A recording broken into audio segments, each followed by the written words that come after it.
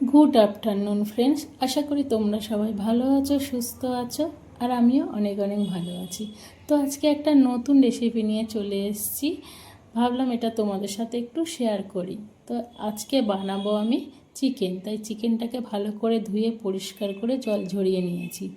আর এদিকে যে মশলাটা লাগবে সেটা হচ্ছে ধনে, জিরে, মৌরি, লবঙ্গ, দারচিনি, এলাচ, গোলমরিচ আর আমন্ড বাদাম আর কাজু বাদাম, আর সাথে একটা টমেটো যেটাকে আমি কুচি কুচি করে রেখে দিয়েছি। আর এদিকে বড় 4টে পেঁয়াজ আমি সেটাকেও কুচিয়ে রেখেছি। আর এদিকে দেখো দইটাকে আমি জল ঝরানোর জন্য রেখেছি। আর এটা আদা রসুনের পেস্ট, যেটা লাগবে আমাদের রান্না করতে। তো দেখো মশলাগুলো আমি একটা কড়ার মধ্যে নেব, কড়াটাকে গরম করে নিয়ে তারপরে এই মশলাগুলো দেব, দিয়ে মশলাগুলোকে একটু হালকা ড্রাই করে নেব, ড্রাই রোস্ট করে নেব। এবারে মশলাগুলো যখন ভালো মতো একটু ড্রাই হয়ে যাবে, খুব ভালো করে ড্রাই করবে না, তাহলে বলে রাখি মশলাগুলো কিন্তু পুড়ে যাবে, তখন তিতো হয়ে যাবে। মশলাগুলো জাস্ট একটু গরম হয়ে যাবে, তারপরে মশলাগুলোকে নামিয়ে নেবে। তো তোমরা তো অনেকভাবেই চিকেন খেয়েছো, এভাবে একবার চিকেন আলু ছাড়া খেয়ে দেখো, আশা করি তোমাদের ভীষণ ভালো লাগবে। আর এটা ভীষণ টেস্টি হয়, এটা ভাত, রুটি, পরোটা, লুচি সবার সাথে এটা যায় আর ভীষণ ভালো লাগে। তো দেখো আমার মশলাটা হয়ে গেছে, তারপরে আমি এটাকে একটু ঠান্ডা হতে দেব প্লেটে। তো ঠান্ডা হয়ে গেছে, ঠান্ডা হয়ে যেতে এটা আমি মিক্সির মধ্যে দিয়ে ভালো করে এটাকে রোস্ট করে নেব। তো দেখো মিক্সিতে দিয়ে আমি ভালো করে এটাকে পেস্ট করে নিলাম। তো একদম মিহি হয়ে গেছে, দেখো মশলাগুলো একদম মিহি, খুব সুন্দরভাবে পেস্ট হয়েছে। তারপর আমি কড়ার মধ্যে কিছুটা সর্ষের তেল দেব। এটা চেষ্টা করবে সর্ষের তেলে করার জন্য রান্নাটা। তো সর্ষের তেল বেশ কিছুটা দেব, দিয়ে সর্ষের তেলটা খুব ভালো করে গরম করতে দেব। গরম হয়ে গেলে যে পেঁয়াজটাকে আমি কুচিয়ে রেখেছিলাম সেই পেঁয়াজগুলো তেলের মধ্যে দিয়ে দেব, দিয়ে পেঁয়াজগুলোকে খুব ভালো করে ভেজে নেব। একটু লাল লাল বেরেস্তার মতো যখনই হবে তখন জানবো আমাদের পেঁয়াজটা ভাজা কমপ্লিট হয়ে গেছে। তো পেঁয়াজটা যতক্ষণ ভাজছি ততক্ষণ তোমাদেরকে একটা বলি।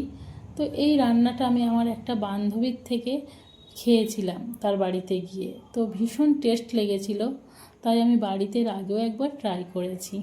তো দেখো মশলাটা পুড়ে যাবে বলে আমি একটু সামান্য জল দিয়ে দিলাম, দিয়ে তারপরে একে একে মশলাগুলো দিয়ে দেব। যেমন হলুদের গুঁড়ো, লঙ্কার গুঁড়ো, লঙ্কাটা তোমরা যে যেমন খাবে সে তেমন বুঝে লঙ্কাটা দিও। তারপর নুন দিলাম, আর যে মশলাটা করে রেখেছিলাম সেটাও এর সাথে দিয়ে দেব, দিয়ে খুব ভালো করে মশলাটা এর সাথে মাখিয়ে নেব পেঁয়াজের সাথে। যখনই মশলা দিয়ে তেল ছাড়বে তখনই আমরা যে আদা রসুনের পেস্টটা করে রেখেছিলাম সেই আদা রসুনের পেস্টটা এর মধ্যে দিয়ে দেব। তো এই যে আদা রসুনের পেস্ট দিয়ে দিলাম, আর যে কুচিয়ে রেখেছিলাম টমেটোটা সেটাও এর মধ্যে দিয়ে দেব, দিয়ে এগুলো খুব ভালো করে কষাবো। যতক্ষণ না এর মধ্যে দিয়ে তেল ছাড়ে ততক্ষণ আমাদের এগুলো কষিয়ে যেতে হবে।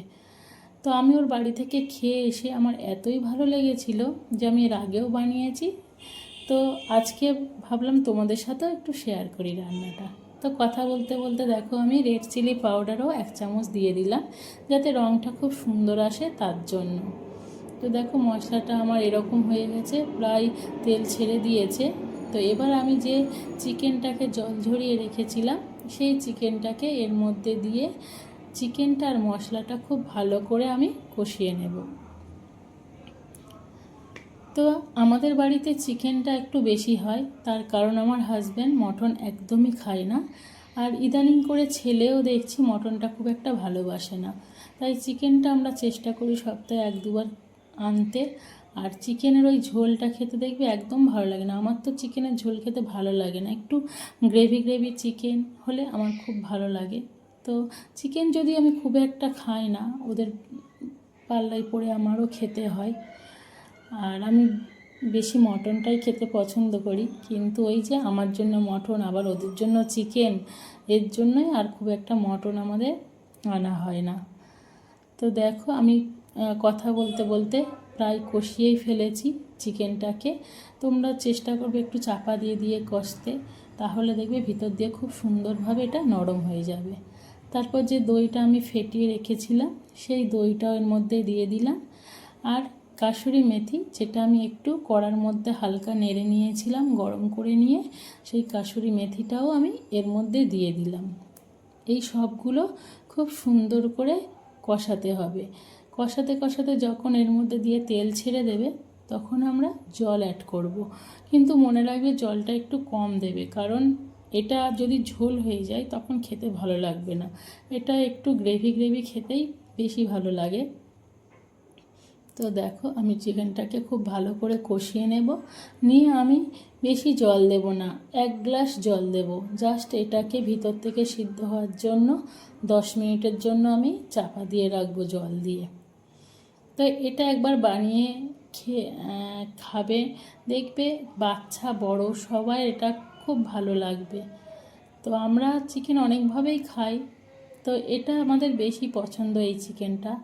তা আজকে ওই জন্য ভাবলাম তোমাদের সাথেও সেই রান্না করছি যখন, তোমাদের সাথেও একবার শেয়ার করে নিই রান্নাটা। তো দেখো আমি 1 গ্লাস জল দিলাম ঠিক মেপে মেপে, দিয়ে এটাকে আমি এখন চাপা দিয়ে 10 মিনিটের জন্য হতে দেব। এবার রান্নার পরে তোমরা এতে বাটারও অ্যাড করতে পারো। আমি বাটার দিইনি, বাটার দিলে স্বাদটা আরও ভালো লাগে। আমার সেদিন বাটার বাড়িতে ছিল না, তাই আমি বাটারটা স্কিপ করে গেছি। তোমরা চাইলে বাটারও দিতে পারো।